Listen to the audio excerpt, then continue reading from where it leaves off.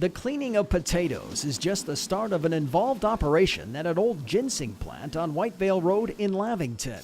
Once the produce is cleaned, it's sent to an assembly line for slicing and dicing.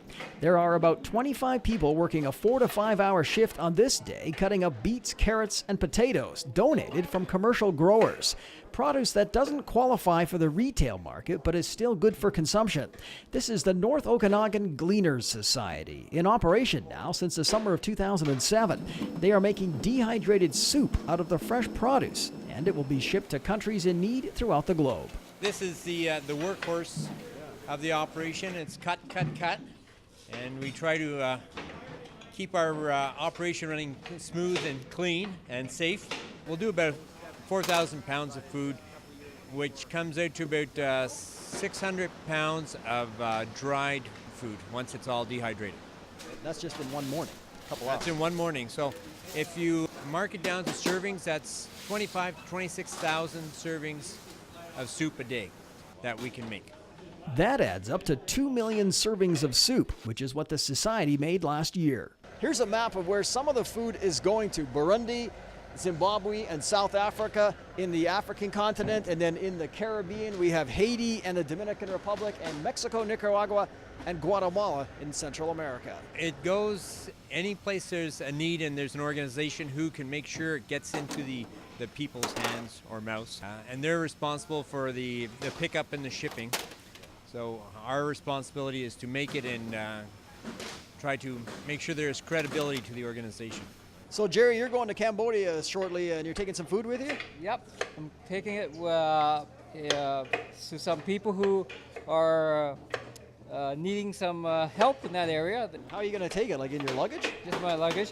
These are 2.5 pound bags of soup mix, and I'm just going to include it with my suitcases and with my clothing and just bring it along. Hank Beerstra is a spry 81-year-old. Today, among other jobs, he's lifting 45-pound bins of Brussels sprouts. You like doing this? Well, what else do I do? I'm a retired man. I still got a lot of energy left, so I might as well start here, right? And it's for a good cause, you know. So, no, I enjoy doing this. I like working with those guys. They give me a bad time anyway, you know, just because I'm old. From the sorting, the produce goes into one of 2 dehydrators at the plant. These dehydrators were here. We modified them somewhat for our purposes, but we were quite fortunate it was an old ginseng dehydrating operation. Greg is the only paid guy here. The rest are volunteers, mainly from the North Okanagan and the Shuswap. The building and all the food is donated, but there are still costs involved. The society spent $125,000 on equipment, again through donations. The Gleaners just started operating 5 days a week in January. After drying and bagging, the dried soup ends up here. This can feed 100 servings, so it can feed 100 people a cup of soup because it's rehydrated with 25 liters of water. After they rehydrate it with water, you can mix it with rice or they garnish it with other parts of their meals. But this is the part that gives nutrition that a lot of the people in the world just don't have. Inside each one of these barrels, we enclose a Bible verse in several different languages, and it's just our motivation, why we do it. The Gleaners also produce dried apples and pears. This is not a soup mix, so they'll open it up and have nutrition servings. It's like candy.